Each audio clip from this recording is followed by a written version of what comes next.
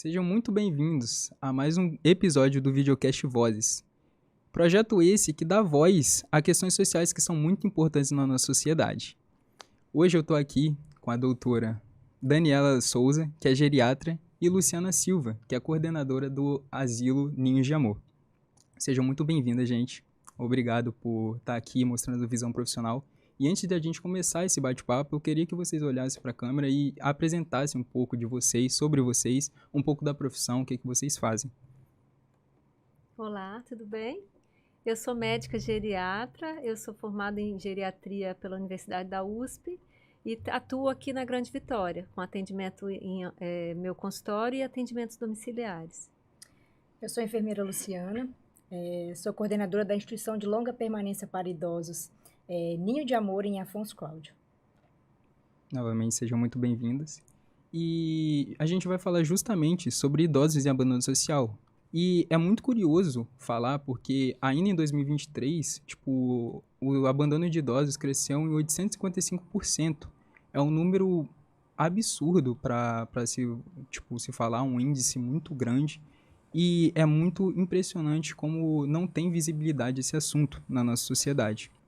A primeira pergunta, as duas podem responder normalmente, que quais são as consequências mais comuns, tanto na saúde física ou na saúde mental? Qual a consequência que esses idosos em abandono social eles mais sentem? O que eu posso falar é que, assim, abandono é sempre muito ruim, né, em qualquer faixa etária. A gente precisa de atenção, a gente precisa de carinho, a gente precisa de cuidados da saúde. E abandonar uma pessoa que esteja frágil, aí realmente tem um impacto muito maior, né? A gente não está querendo dizer que idoso necessariamente é frágil, tem idosos que são independentes, que têm capacidade de fazer tudo sozinhos, mas quando a gente fala em abandono, a gente está falando de uma pessoa fragilizada que depende de cuidados. E realmente é uma pessoa que, em geral, nessa faixa etária tem mais problemas de saúde, pode ter mais déficit sensorial, então mais dificuldade para ler uma bula, procurar o remédio correto, buscar assistência, né, até deambular ou se cuidar sozinho. E aí a gente está falando de um problema realmente muito sério, né? Pode levar a depressão, pode levar a agravos de saúde, internação, a quedas, enfim, né, desnutrição, várias questões físicas e mentais, socioafetivas também. É isso, né? Quando a gente fala de abandono, é quando ele começa a perder a funcionalidade, né, doutora Daniela? Já começa a perder a capacidade cognitiva, ou talvez funcional mesmo, de executar as atividades mais básicas. E não ter pessoas para auxiliar, isso causa um dano muito grande nos idosos, né? E sem uma sensação de impotência também, né? Que é o que ela falou, causa depressão, sentimento de solidão, e isso é notório e vem aumentando nos dias de hoje. Eu acho que é mais uma questão de a saúde mental, ela influencia muito na saúde física também. Quanto mais sozinho você se sente, querendo ou não, acho que afeta mais a sua saúde física, porque uma coisa leva a outra. Então, tem vários casos de abandono que o filho, ele deixa o idoso na porta de uma padaria e abandona, ou no meio da estrada. Então, isso chega a gente duvidar um pouco da bondade humana, chega a ser um pouco assustador. Existem vários desafios quando a gente trata de abandono de idosos. E quais são essas consequências? Quais são os desafios mais comuns enfrentados nisso? Desafios hoje, É, a gente pode pensar de desafio quando a gente começa a falar da política pública que não está preparada para o número de idosos que a gente tem hoje, né, doutora Daniela? Hoje a gente não tem uma política pública voltada para a saúde do idoso, da pessoa idosa. Hoje a gente não tem políticas que promovem o envelhecimento ativo e saudável. Hoje a gente tem um aumento da expectativa de vida, mas a gente tem um aumento da expectativa sem a qualidade de vida, né? Então isso é recorrente. A gente está envelhecendo cada dia mais, vivendo mais, mas muitas vezes sem qualidade, né? E isso vem trazendo esse número maior de abandono. As pessoas não estão preparadas, nem a política pública e às vezes nem a família, né? Muitas vezes a gente tem uma família que tem um idoso que está com a autonomia preservada, a independência, e aí, por alguma decorrência de saúde, sofre um infarto, um AVC, tem uma queda, né? Fica com essa independência prejudicada, passa a ser um idoso dependente. E a família precisa sair cedo, trabalhar o dia todo, eles não estão preparados para lidar com isso, né? E aí a gente tem o aumento do abandono, porque a gente também não tem lugares nem pessoas para cuidar desses idosos. A doutora pode falar como é que isso tem... Perfeito. Eu acho que assim, quando a gente pensa no aumento do envelhecimento, a gente vai pensar no aumento de todos os problemas relacionados ao envelhecimento, né? Então, vai aumentar o número de abandono, vai aumentar essa questão previdenciária. A gente tem que ter realmente um preparo, tanto nosso, enquanto cidadão, estou envelhecendo, minha família está envelhecendo, como nós vamos lidar com isso, com as dificuldades, com os novos, né, o novo perfil de saúde. A gente sabe que plano de saúde vai ficando mais caro, o salário fica menor. Como é que a gente vai se organizar em todos esses aspectos, né, para o nosso próprio envelhecimento, para o envelhecimento das pessoas que a gente ama, nossos familiares. E a gente pensar em políticas públicas, como é que a sociedade como um todo vai se organizar para isso, né? Vão ser leis diferentes, a gente vai ser mais rigoroso em relação a algumas coisas. Como é que a gente vai abrigar essas pessoas que precisam de uma assistência? Porque, em termos de residência para idosos, instituições de longa permanência, nós temos pouquíssimas que são filantrópicas ou que são gratuitas, né? Enfim, e assistência parcial mesmo, um hospital dia ou uma instituição que abrigue ao longo do dia, a gente não tem, né? Ou pelo menos tem as privadas que oferecem esse tipo de serviço. Então, a gente vai ter que repensar tanto a assistência quanto as políticas. E os valores são altos, né? Das que oferecem em particular, é um valor que a maioria da população não tem condição de pagar. É um serviço caro. E como que, tipo, qual que é a visão que a gente pode lidar com essas problemáticas? Vocês têm alguma opinião sobre isso? Tipo, como que a gente pode alcançar uma política pública que alcance todos esses idosos?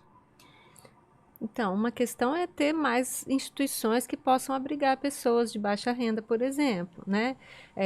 Mesmo o serviço de saúde tem que ser um serviço de saúde voltado mais para pessoas que envelhecem.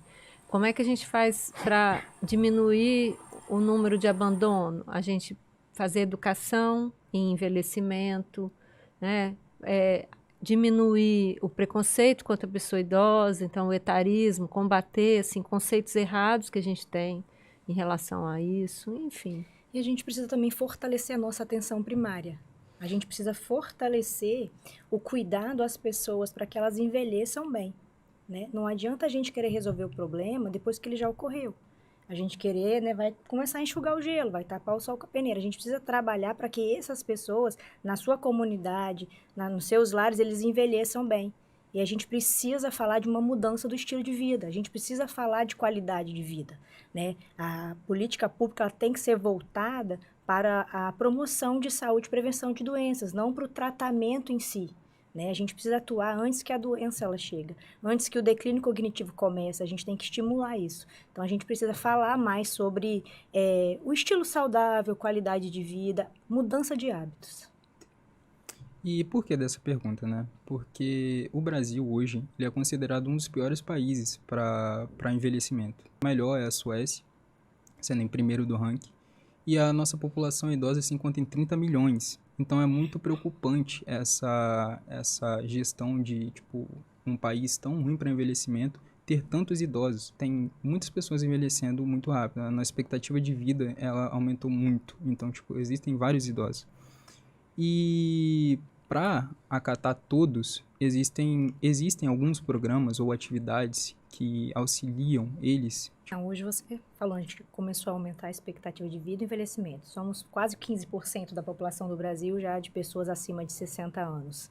E aí, assim, você tem políticas intersetoriais, né? A gente tem que falar trabalhando com ação social, tem o Conselho do Idoso, a gente tem Conselho Municipal, Conselho Estadual, que trabalha esse fortalecimento, trabalha falando um pouquinho sobre a violência, tem o Estatuto do Idoso, tem as políticas voltadas de saúde que falam também, né, sobre isso, traz a caderneta do idoso, indicações. Então, a gente observa que esse aumento da expectativa, de fato, no Brasil, ele foi muito rápido, né? Diferente de outros países que já tinham uma qualidade de vida muito maior.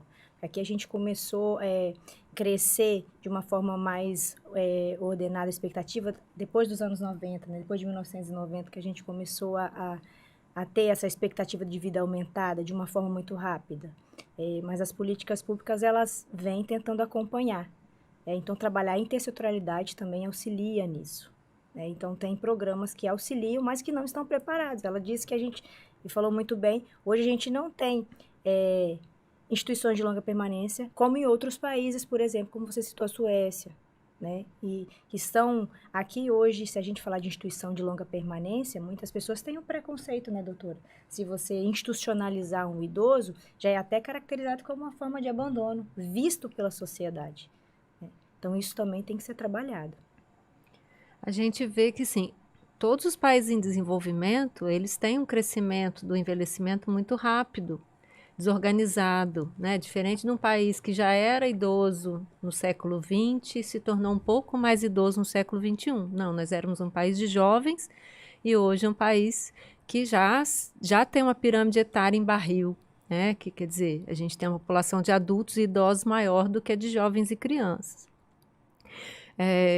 No Brasil e em outros países em desenvolvimento também, a gente vê que a expectativa de vida aumenta, mas a gente não aumenta a expectativa de vida livre de doenças. A gente tem uma expectativa de vida de 10 anos com dependência. Os últimos 10 anos de vida do brasileiro, em média, são portando alguma dependência. Isso seria doenças mentais? Mentais ou físicas, sequela de um AVC, uma deficiência, uma doença que seja limitante, o próprio Alzheimer, né? Aumento das crônicas, né? Sim, aí impactando, né, na capacidade de ser independente. Uma doença que tenha, né, vamos dizer, uma insuficiência cardíaca que já tenha um grau de comprometimento funcional importante, ou uma doença pulmonar que tenha um grau de comprometimento importante, né? Então, a gente espera que, em média, no Brasil, hoje, os últimos 10 anos de vida sejam vividos com dependência. E aí a gente precisa de uma rede de suporte, né, ou da família ou da estrutura social, para que a pessoa tenha uma qualidade de vida, que tenha um mínimo, né, de assistência. Pesquisas falam, né, que em 2030 nós teremos mais pessoas acima de 60 anos do que com 15 anos. É a mudança, abaixo, né? de 15. É 16 abaixo, vezes até mais 15. que a população mundial. É muito. É muita coisa. E aí você pensa, né, 10 anos dependentes. E a maioria, 70% hoje dos idosos são SUS dependentes. Será que estamos preparados para abarcar esses 10 anos das pessoas sem independência e autonomia e com aumento das doenças? É um número realmente assustador, porque, tipo, com uma população de 30 milhões de idosos, há pesquisas que falam que existem 30 mil casos, pelo menos por ano, de negligência, abuso psicológico, abuso físico. Então, é um número realmente muito assustador, por isso da questão social que precisa ser abordada. E como um abandono trabalha muito o psicológico, o abandono à solidão, qual que é o meio, tipo, o apoio emocional que esses idosos recebem dentro da instituição, tanto o profissional falando com os idosos? Eu acho que é uma coisa que ficou muito evidente agora na pandemia, né? Quanto que a saúde mental e o acolhimento, o envolvimento social fazem diferença na saúde física, inclusive. Que a gente viu que as pessoas com Alzheimer, com demência, pioraram muito rapidamente. Outras doenças crônicas tiveram, né, os sintomas muito mais exacerbados com isolamento. Foi uma demonstração em vida do que a gente imaginava em teoria, né?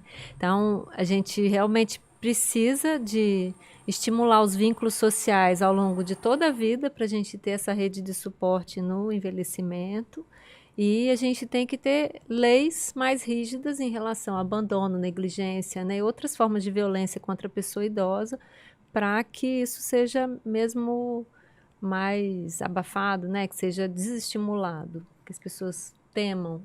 Isso. Dentro da nossa instituição, né, um dos meios para entrar tem que ter uma avaliação do CREAS, que já é um equipamento social, né, que avalia esses idosos. Muitas vezes eles acompanham esses idosos já em alguma negligência ou alguma vulnerabilidade no seio da família. Quando eles entendem que não tem como trabalhar esses idosos mais naquela família, eles enviam para a institucionalização. né? Então, assim, lá na instituição a gente não trata o termo abandono com eles, né?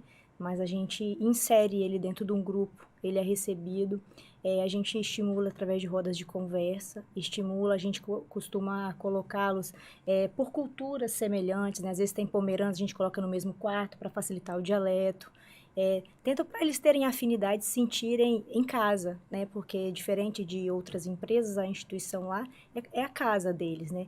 E aí os funcionários, né, as cuidadoras, a equipe, ela trabalha fazendo como parte de família mesmo. Então, a gente sempre estimula esse contato, seja no banho de sol, sentando, uma roda de conversa, contar uma piada, ouvir uma acolhida, uma escuta qualificada, né? Então, a gente tenta trabalhar nesse meio, que ele se sinta em casa, que ali ele se sinta amado, que ele faz parte daquela família. Eu acho muito bom, porque as duas comentaram sobre a importância desse trabalho em conjunto, por tipo, você acompanhar o idoso. Porque, de acordo com Lopes e Park, que são pesquisadores há um tempo, eles falaram que os idosos eles precisam desse controle mental para atingir cada vez mais a mente de um jovem. Não que a gente volte, claro, a ser jovens, mas que a gente trabalhe nossa mente para ser saudável, para a gente alcançar uma mentalidade que a gente não se sinta sozinho, a gente se sinta como a nossa presença, a gente fosse uma família. E a Luciana falou sobre o Estatuto do Idoso, que eu acho meio que controvérsio, porque parece que não passa de palavras no papel. Porque por mais que assegure a sanidade do idoso, a segurança do idoso, parece que não é uma lei que não vai para frente, não assegura nada. Porque se assegurasse alguma coisa, não haveria tantos casos de negligência e de abandono de idosos. E isso não assusta um pouco vocês, essa grande quantidade de número? Tipo, quantos profissionais podem ajudar esses idosos? Porque mão de obra a gente sempre tem, né? Mas com a grande crescente, isso não assusta vocês? Então, até assusta, mas eu acho que esse é um espaço, por exemplo, que a gente fomenta a melhoria disso. A gente fomenta fazer valer o direito do idoso. A gente precisa conversar mais sobre isso. Isso tem melhorado. A gente observa que em 2023, eu estava lendo uma pesquisa, já aumentou muito as denúncias contra pessoas que têm violência contra idosos. Antes as pessoas tinham até medo, né, de falar, ou não enxergavam uma violência psicológica, uma violência financeira. Isso antes não era tido como violência, é até normal. Hoje isso está mudando, né? Então, a gente falar muito, o Ministério Público também, ele tem feito um bom trabalho, tem estado, por exemplo, dentro das instituições de longa permanência, nós recebemos a visita do Ministério Público sempre, e os relatórios, eles também são encaminhados por lá. A gente tem que estimular para que as pessoas denunciem, para que as pessoas entendam dos seus direitos, porque os idosos também estão mais entendidos dos direitos, né, doutora? Porque antes, isso é normal, tadinha, minha filha. Hoje não, eles entendem mais. Então, esse é um espaço que a gente precisa falar mais sobre isso. Isso já vai ajudar. A gente saber que qualquer pessoa pode fazer uma denúncia anônima também é muito importante, né? O profissional de saúde que atende, a instituição que recebe, uma pessoa mesmo da comunidade que note que alguma coisa não está bem, deve entrar em contato ou com o Ministério Público, ou com a Defensoria Pública, ou com aquele, né, Disque Denúncia, para fazer uma denúncia anônima, assim, para sinalizar mesmo que aquilo seja averiguado. E atualmente a gente tem um meio de acesso que dá para comunicar com todo mundo muito rápido. Então isso influencia muito, como a internet, o próprio telefone. Então isso influencia bastante. E você disse uma coisa importante, se isso não nos assusta. Assusta o silêncio dos bons, né, eu falo. Porque aquele que visivelmente observa uma violência, ele tem o dever de fazer essa denúncia, independente seja um profissional, se seja um civil normal. E como, né, tem uma geriatra e uma coordenadora, eu não podia perder essa oportunidade de perguntar como que funciona esse trabalho, esse conjunto de trabalho entre o asilo e a geriatria, os geriatras. Como que funciona essa relação dos profissionais? Aí a gente evita de usar o nome asilo, né? Que a gente usa hoje o termo instituição de longa permanência para idosos. E o idoso a gente fala em pessoa idosa preferencialmente, né? Sempre que possível. E a gente que trabalha com idoso, em geral, a gente tem essa característica de trabalhar de uma forma muito interdisciplinar, porque a gente entende que aquela pessoa precisa de vários olhares, vários tipos de cuidado, né? Então, o geriatra não consegue trabalhar sem uma instituição de longa permanência, a instituição de longa permanência não consegue trabalhar sem o olhar do geriatra, e essa troca é muito rica. Eu particularmente sou apaixonada pela geriatria, né? Sou especialista em gerontologia, foi a minha primeira pós-graduação e trabalho nessa instituição, foi meu primeiro emprego, né? Então, assim, eu sou formada há 16 anos e lá é uma das poucas instituições que tem a saúde dentro. Doutora, a gente tem uma equipe de técnicos de enfermagem, tenho enquanto enfermeira e temos um geriatra nesse ano de 2023 nos auxiliando e que faz toda a diferença. Hoje a gente tem 60 idosos, a gente tem um índice de mortalidade pequeno, um índice de hospitalização pequeno.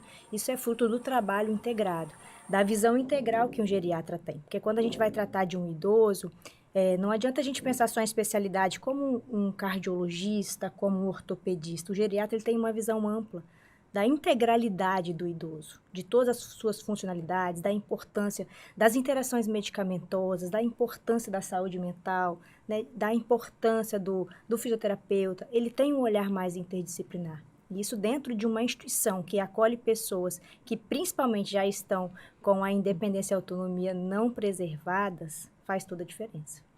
E, infelizmente, Daniela, Luciana, essa foi a nossa última pergunta. Claro que tem várias coisas que a gente poderia abordar, mas muito obrigado pela presença de vocês de novo, mostrando essa visão profissional. Muito obrigado de verdade por estar aqui, complementando toda a nossa visão, a gente saindo um pouco da bolha. E esse é mais um dos episódios do Videocast Vozes, projeto com supervisão do Felipe Dalorto, Valmir Matiasi, William Oliveira e Lara Rosado. E acesse o Faesa Digital para conferir todos os episódios. Mas e aí? Eu, você, nós, depois dessa conscientização, será que passaremos por isso?